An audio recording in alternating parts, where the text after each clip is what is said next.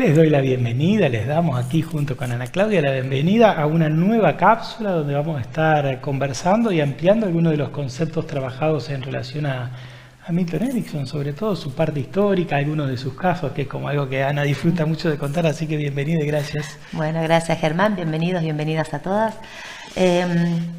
Siempre digo que me gusta empezar como esta parte del módulo contando una historia que a mí personalmente me gusta mucho, que es de la tribu de los Imba en Nambia, una tribu de África, que cuentan que cuando una mujer tiene la intención de tener un hijo, se retira a la selva para entrar en un estado de meditación, un estado de contemplación, un estado de contacto con ella, con la naturaleza, y que en unos días lo que siente, lo que conecta, lo que baja es lo que ellos denominan la canción del alma del hijo que va a llegar. Entonces cuando ella obtiene esta canción, vuelve a su tribu y comienza a cantarla. Cuando está buscando engendrar este hijo, se la enseña a su pareja, la van cantando durante todo el periodo de embarazo, se la cantan cuando nace. Y la tribu se la canta a esta persona en todos los momentos importantes de su vida, cuando va creciendo, cuando obtiene su primer pieza de casa, cuando se va haciendo adulto. Pero también se la cantan en los momentos en que esta persona se aparta de los patrones y de los códigos de valores de la tribu, fundamentalmente para recordarle quién es. Y finalmente, cuando esta persona muere, cuando fallece, también se la cantan a modo de despedida. Porque lo que ellos dicen es que esta canción es aquello que lo conectan con ese ser esencial, con esa esencia que hay en la persona. Y si bien Milton Erickson no decía la palabra canción, él hablaba de historia, que todas las personas vienen con eso, con una historia personal que se van contando a lo largo del tiempo y a lo largo de su vida. Y se la van contando tanto que muchas veces no saben si se cuentan lo que han vivido o comienzan a vivir aquello que se están contando. Y por otro lado, Milton Erickson, al que le llamaban el hechicero de Arizona, generaba esto, de poder conectar con esa esencia, con esa parte más profunda a través de las palabras, a través de los patrones lingüísticos, de las metáforas y de esa permisividad que tenía, es decir, siempre él pedía permiso o esto, ¿no? Me pregunto, tengo curiosidad por saber. Nunca preguntaba directamente, siempre estaba como pidiendo permiso o manejando la palabra de tal manera que fuese algo suave, que fuese algo... Sobre todo cuando estaba en el modelo de hipnosis, ¿no? Porque también reconozcamos que él hacía este otro tipo de prescripciones de tarea y ahí un poco se lo soltaba, pero cuando estaba jugando el tema de la hipnosis era esto, ¿no? Lo permisivo es algo que inaugura él dentro de la hipnosis, y no... Antes veníamos mucho del influjo del médico, veníamos de otro tipo de... Exactamente, cosas. Hay un antes y un después de Milton Erickson. De hecho, antes, bueno, el médico era mucho más directivo, el poder estaba centrado en el médico y no en el paciente. Acá lo que propone Milton Erickson es una relación de igual a igual.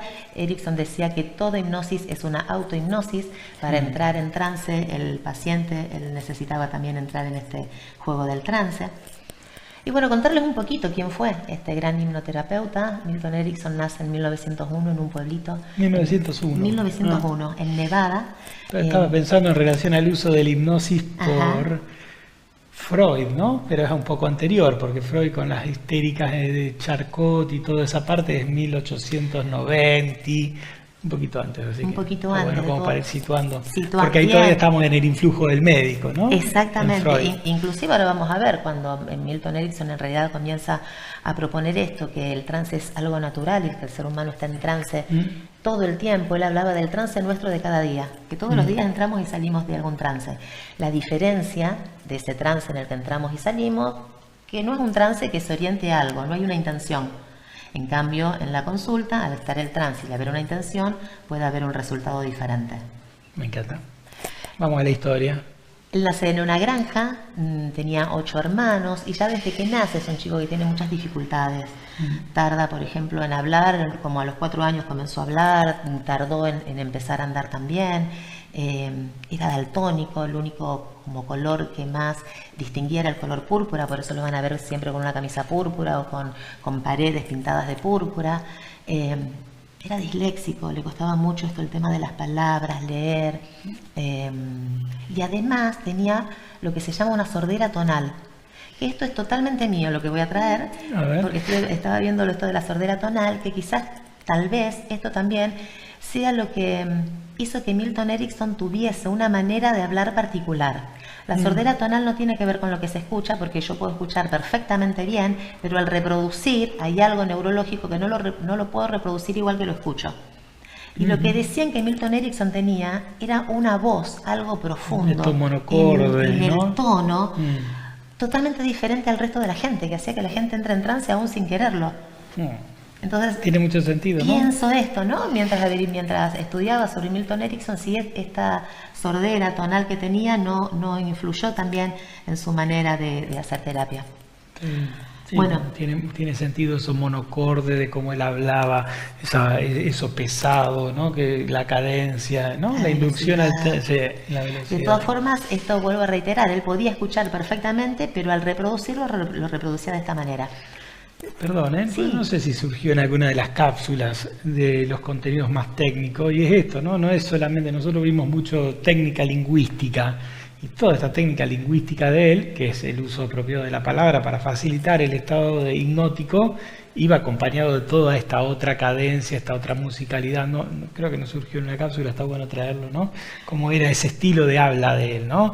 Que decimos que apela a un otro tipo de procesamiento, pero está bueno saber la fuente de por qué probablemente emergió así. Exactamente, lo estuve pensando estos días.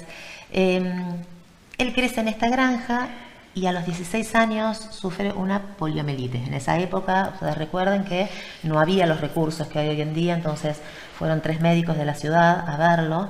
Él estaba con mucha fiebre, estaba en su cama, pero pudo escuchar que en el pasillo estos médicos le decían a su mamá que no iba a pasar la noche, que se iba a morir. Y a él escuchar a su mamá llorar y a los médicos decir esto, él cuenta que le dio una gran impotencia, que cómo los médicos podían decir una cosa así. Y él se determinó ese día que él iba a vivir para demostrarle lo contrario, lo cual también nos hace empezar a ver un poco cuál era el espíritu, el temperamento y el carácter también de Milton Erickson. Él dijo, yo voy a vivir para demostrarles que no es lo que están diciendo. Y de hecho cuentan que tenía un ropero enfrente de él con un espejo que daba a la ventana, y que él lo que se propuso fue ver el amanecer por ese espejo. Y de hecho lo logró. Lo único que el otro día ya estaba completamente paralizado, lo único que podía mover eran los ojos y apenas balbucear algunas palabras. Lo que siempre cuenta Milton Erickson es que gracias a todo esto que le pasó, él pudo convertirse en quien es. ¿Por qué?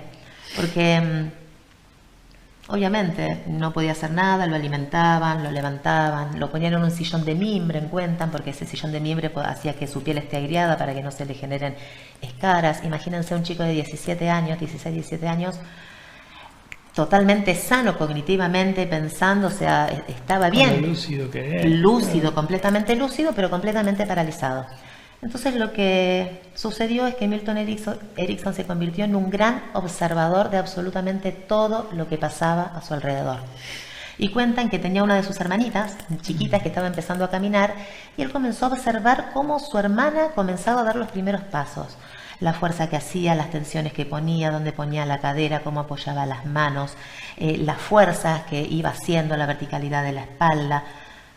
Y él pensaba, esto lo retrajo de alguna manera a su propia infancia, y él no se acordaba cómo había empezado a hacer todo esto, y se dio cuenta que nadie se acuerda, que simplemente aprendemos a hacerlo.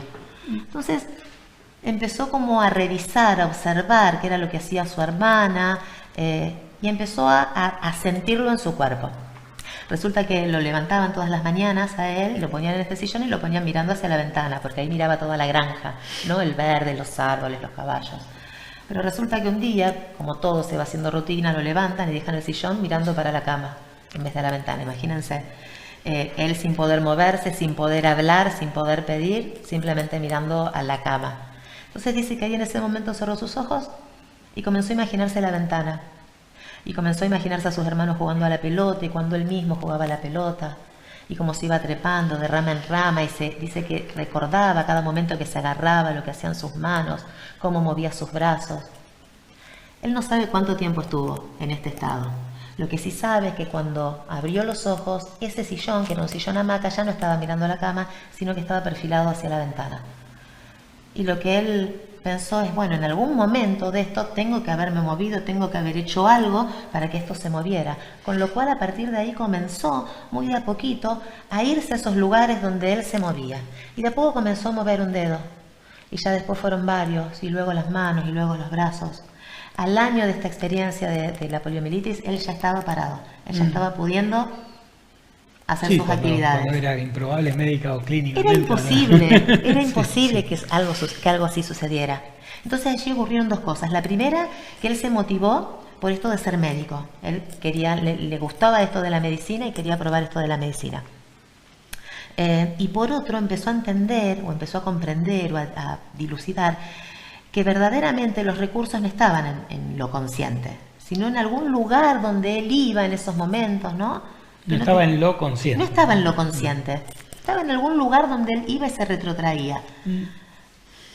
Un médico le aconseja que para poder tomar fuerza que hiciera algún tipo de gimnasia o algún tipo de actividad, y él se compra una canoa de 5 metros y va a recorrer los ríos de su región.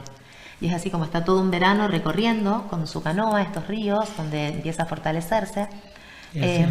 Está bueno el juego que hacía, ¿no? Y allí también aprende un montón de cosas. Que, por ejemplo, se da cuenta que la gente le da información sin que él pregunte demasiado.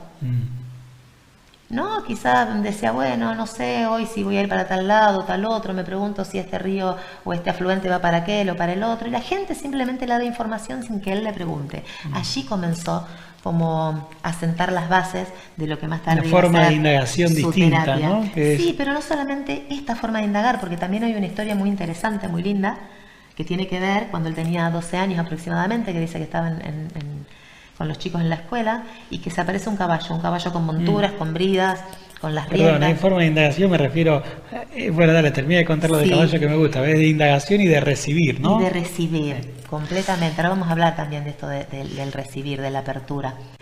Aparece este caballo y él dice, se sube, ¿no? Al caballo y ¿dónde te vas? No, yo lo voy a llevar, lo voy a devolver, pero ¿a dónde si no sabes dónde? Y empezó a andar por el camino, ¿no? Había como un camino pautado. Dicen que el caballo por ahí se iba a algún arroyito, tomaba agua y lo volvía otra vez al camino. Y que por ahí el caballo galopaba, por ahí iba más al trote y se desviaba por otro lado y comía, lo dejaba que pastaba y otra vez lo llevaba al camino. Y que así, en tanto, yendo por ese camino, yendo y volviendo, aparece en una granja. Y sale el granjero y le dice, uy, mi caballo. Dice, ¿dónde lo encontraste? Lo encontré tal lado. Dice, pero eso es a 6 kilómetros de acá. ¿Cómo sabías que el caballo pertenecía a esta granja? Dice, yo no lo sabía, pero el caballo sí. Y esto también después va a sentar las bases de cómo se va a manejar él en la terapia con el otro. Yo no sé, pero el otro sabe. Yo te acompaño. Yo te acerco al camino cuando te vas mucho, pero es tu camino, es tu objetivo, es tu lugar. Las dos cosas, ¿no? Lo que traía antes, no está en el consciente y esto se habilita a que en algún otro lugar, ¿no? Que sería el inconsciente, está esta fuente de recursos y que tiene que ver con el principio de reasociación de experiencias vitales, ¿no? Esas experiencias vitales muchas veces están como archivitos de memoria ahí guardaditas. Y luego esto otro, ¿no? Esta idea que ya hemos haber comentado en alguna cápsula de William James, de que no tiene ningún sentido que yo le diga al caballo para dónde mover las patas o cómo mover las patas, y el caballo es el que sabe, el caballo es el que tiene los recursos y el que es este inconsciente, ¿no? Está todo. Sí, él acerca de los consultantes decía, el consultante va a un doctor o a un médico porque el médico sabe, pero lo que no sabe el paciente es que él también sabe, pero no sabe que sabe. ¿No? En este juego de palabras, esto de poder darle también el poder al consultante, porque sos vos el que sabes para dónde querés ir. Está bueno, me gusta.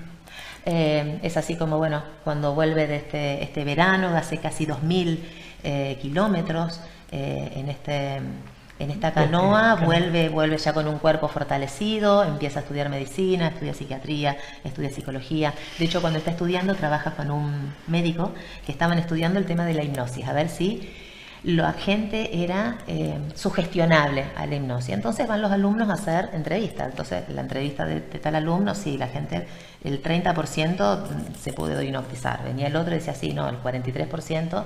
Sugestionable. Sí, porque en aquel momento estaba la sugestionabilidad de la persona. De la persona. Cuando viene Milton Erickson, el 100% de los que habían entrevistado eran sugestionables. Entonces dice, no, vos Milton estás haciendo algo mal. Lo despidió, de hecho, Y en realidad no tenía que ver con si la persona era sugestionable o no, sino con lo que podía hacer Milton Erickson en esos encuentros, ¿no? Desde quizás sin darse cuenta, pero ya en esto de la voz, en esto de preguntar sin preguntar, en esto de la permisividad, de la metáfora, de los patrones lingüísticos que después se fueron generando, ¿no? Pero fíjense cómo es algo que a través de sus experiencias él pudo ir multiplicando y pudo ir creando, ¿no? Siempre dice, si yo no hubiese tenido poliomielitis, yo no me hubiese... Él tuvo otra después, ¿no? Él tuvo varios ataques de polio después, que lo dejaron inclusive postrado en un sillón, y él luchó toda su vida contra esta enfermedad. Entonces él dice que a la mañana se levantaba y hacía como autohipnosis para soportar el dolor y para seguir adelante, y a la tarde daba... Y era muy las clases. consultado por casos de dolores crónicos, por todo lo que él había atravesado, y a la vez creo que esto, ¿no? Su tipo favorito del lenguaje de trance, o su modalidad favorita de acompañar a la persona que se profundice su estado de autohipnosis, digamos, era el de la palabra, porque él corporalmente sí no tenía mucho para mostrar, ¿no? Porque estuvo mucho tiempo de su vida postrado. Él hablaba también de esto, ¿no? Que todo empieza con un pequeño cambio.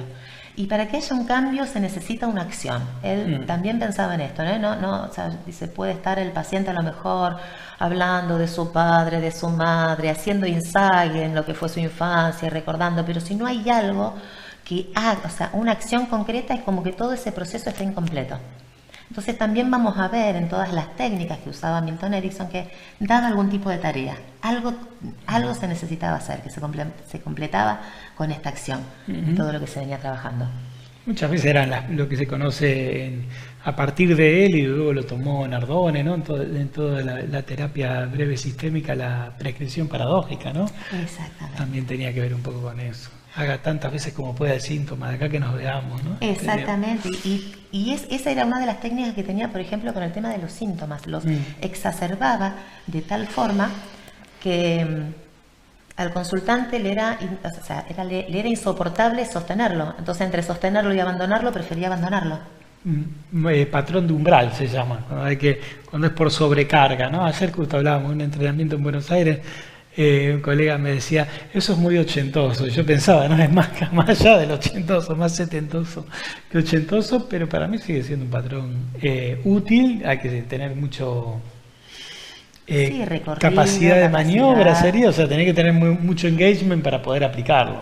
Estaba el caso de un chico, William, de 7 años, que tenía un pequeño tic vocal que lo hacía cada 1 minuto, hacía como el sonido de un ratón. Y cada minuto hacía ese sonido. Entonces Erickson va a la casa a escucharlo y le dice, bueno, para poder estudiar este comportamiento que tenés, yo necesito que hagas este mismo sonido 2 veces por minuto. Te vas a ir a tu cuarto, hasta que no lo hagas, no regreses. El chico se fue, estuvo cada vez que hacía, lo hacía 2 veces, bueno, estuvo todo un día haciéndolo 2 veces por minuto. Al otro día vuelven y le dan un reloj, dice, mira, no sabemos si lo estás haciendo 2 veces por minuto, así que vas a controlar que sea 2 veces por minuto que lo estás haciendo. Así que el chico se fue 2 veces por minuto, controlando con el reloj, si no podía salir del cuarto. Al otro día 3 veces. Y lo incrementaron hasta 4. Y lo que le decían es, no, Milton necesita verte hacer esto para poder estudiarlo. Y el chico pensaba, o sea, qué estúpido, no se da cuenta Milton Erickson de lo que está haciendo. O sea, cuántas veces a la semana el chico tenía un control sobre lo que estaba haciendo tan grande que así como podía hacerlo, podía dejarlo. Y cuando se dio cuenta del control que tenía sobre el tic, lo dejó y no volvió a hacerlo. De hecho, cuentan que muchos años después llamaron los padres del chico para decirle que nunca más había tenido el tic y que nunca más había tenido ningún otro tipo de sintomatología. Patrón de umbral, está bueno, no había surgido. En un Transcamp, que son los entrenamientos que hace Stephen Gilligan de hipnosis, jugaban a esto, ¿no? La silla caliente, poner una persona en el medio, a ver cuál es esa palabra que te genera un estado, ¿no? De bloqueo, de tensión, llámenlo como quieran. Y por ejemplo, me acuerdo que hacen pasar a una persona ahí que era gay, ¿no? Y la palabra que lo activaba era la palabra puto, ¿no? Entonces lo hacían sentar en la silla y era todo. Decírselo muchas veces. Patrón de umbral. En un momento es como que o lo pasás a ese umbral, ¿sí? Y ya lo naturalizás de una forma que ya no te genera esa cuestión en la química corporal, en la corporalidad. También patrón de umbral, está bueno. Bueno, van a encontrar muchos de estos casos en Milton Erickson. Otro que a mí me encanta es el de Jesucristo. Ay, sí, me encanta. Eso es patrón de utilización, un principio de utilización, que hay varios de esos, pero bueno, el de Jesucristo, no lo conté, está bueno, sí. Que es un enfermo psiquiátrico era, que andaba por todos lados envuelto en una sábana diciendo que era Jesucristo y predicando, ¿no? Y evangelizando, y a todos lados. Cuando Milton Erickson conoce o sabe de esta persona, se le acerca y le dice, me dijeron que vos sabes de carpintería. Con lo cual, no, siendo Jesús no le pudo decir que no. Dijo, sí, por supuesto que sé de carpintería. Entonces lo que hizo fue derivarlo al taller de carpintería, y lo que hizo fue hacerlo hacer cosas productivas, es decir, derivó todo esto que traía el paciente de algo productivo, y desde allí pudo empezar a trabajar de una manera diferente. Esto es el principio de terapia ocupacional. Terapia ocupacional. Muy bueno. Hay otro interesante que es el paciente que no se quedaba quieto. También llega a la consulta de Erickson. También que zapatea, ¿no? No, que sea... es otro. Un principio de utilización, y comienza a caminar por toda la sala y dice, ya me echaron de todos los lugares, dice, no sé a quién recurrir, o sea, no puedo parar, no podía parar de caminar. Entonces Milton Erickson sentado lo veía caminar y dice, bueno, dice, vos seguís caminando, lo único que yo te voy a proponer es que vos podés caminar a medida que yo te voy hablando y te voy dando indicaciones. Sí, dice, la única manera en que puedo escucharlo es caminar. Entonces Milton Erickson le dijo, bueno, lo único que te voy a pedir es que vayas caminando a medida que yo te voy hablando. Entonces te voy a pedir que camines hacia adelante, ahora te voy a pedir que camines hacia atrás, ahora te voy a pedir que camines hacia la derecha de la silla donde te podés estar sentando, te voy a pedir que te alejes de la silla donde te podés estar sentando, ahora te voy a pedir que empieces a caminar más despacio alrededor de la silla donde cómodamente te podés estar sentando. Ahora te voy a pedir que vayas alejándote de esa silla donde cómodamente y plácidamente te vas a poder estar sentando. Y ahora te voy a invitar a que te vayas a esa silla donde plácidamente, cómodamente te vas a estar sentando.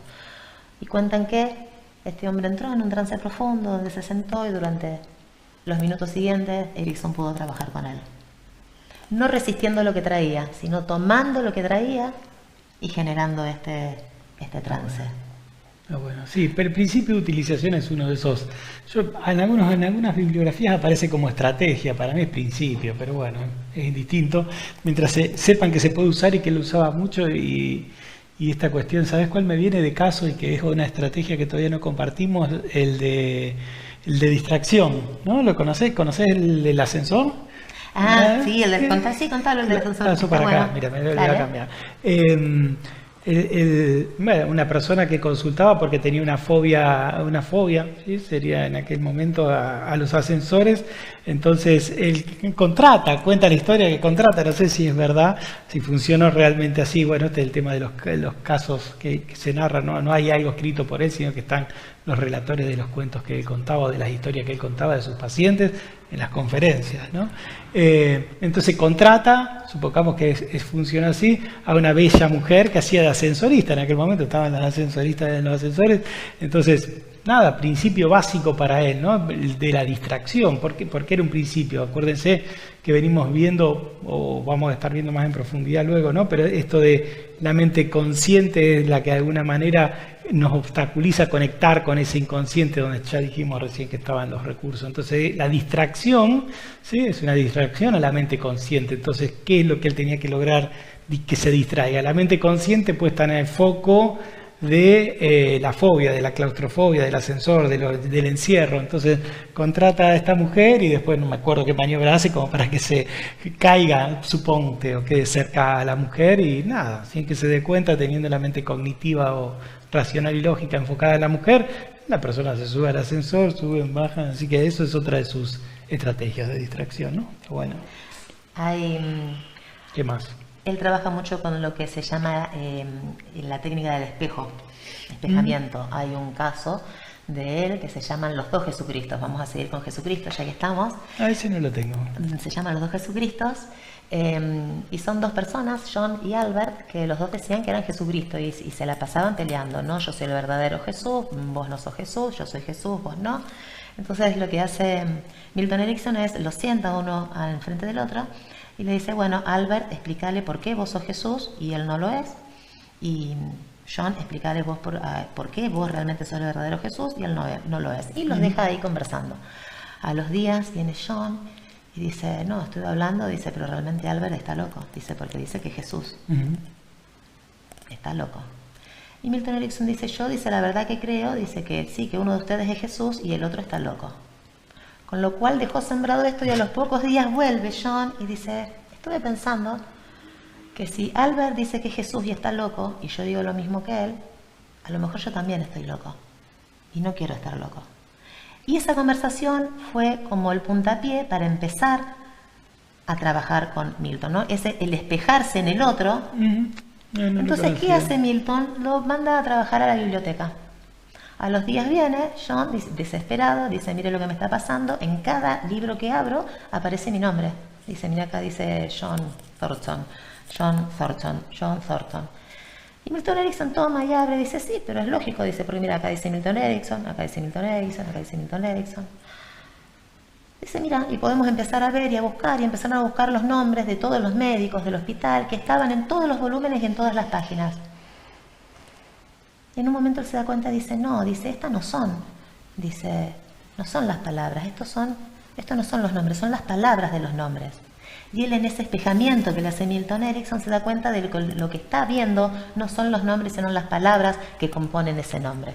Y a partir de allí, de que el paciente se da cuenta de esto, del espejarle, él no le dijo, no, esto no es así. Simplemente le espejó lo mismo que estaba haciendo, puede comenzar a trabajar con este paciente.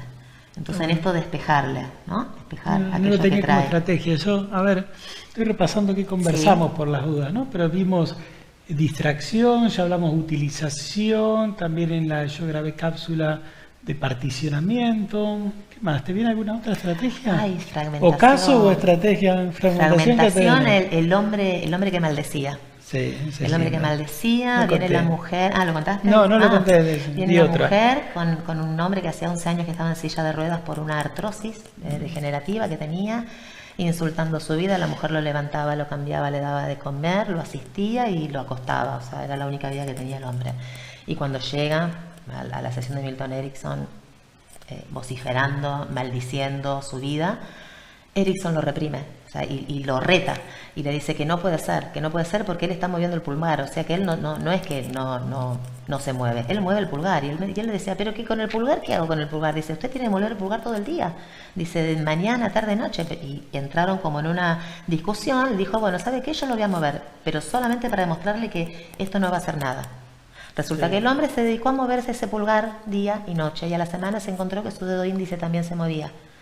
Y pocos días después que su mano y su brazo, y comenzó a recuperar esa movilidad perdida, ¿no? Y él estaba fascinado con lo que estaba ocurriendo.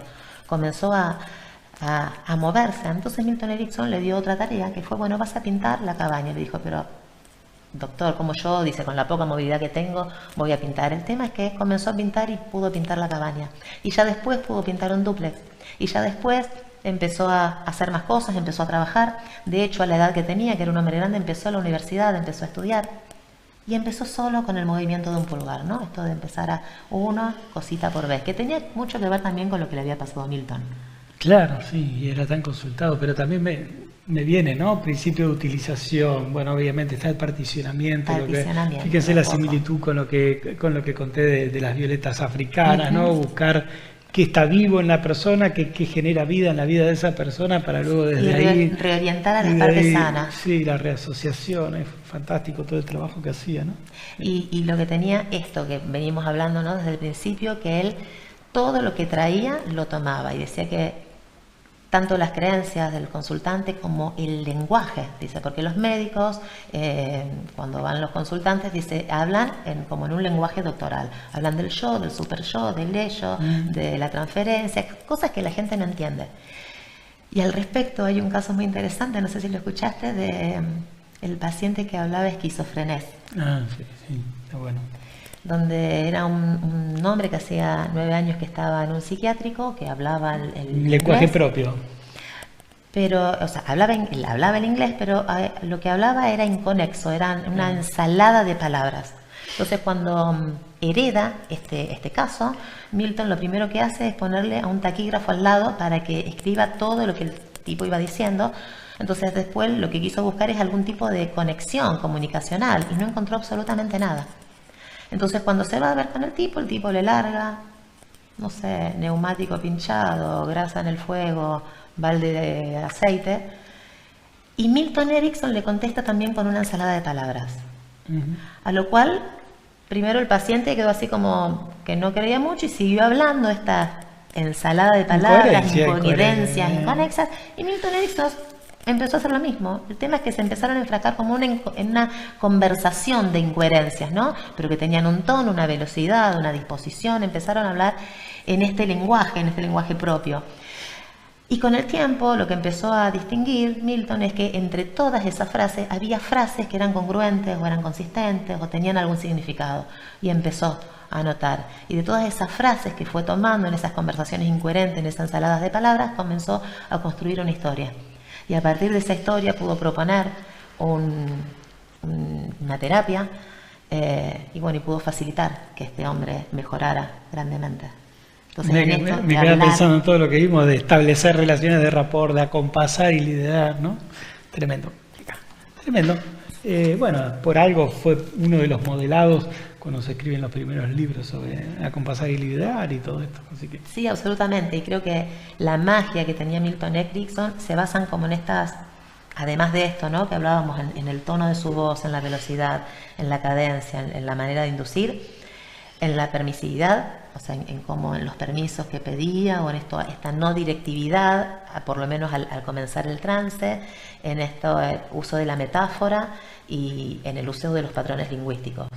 Y en esta parte no era directivo, pero en otras partes sí era muy directivo. De hecho, le decían que él era una persona muy directiva en cuanto daba las tareas y no entendían cómo la gente le hacía caso, ¿no? Para hacer las cosas que hacía.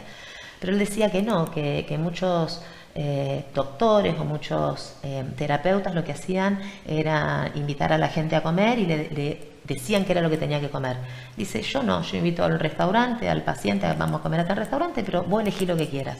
Y de eso se trata. Es como que dirigía en una parte, pero en otra parte dejaba que sea el otro quien eligiera libremente. Como abrir el menú, ¿no? Como abrir qué lindo, el menú. Qué lindo.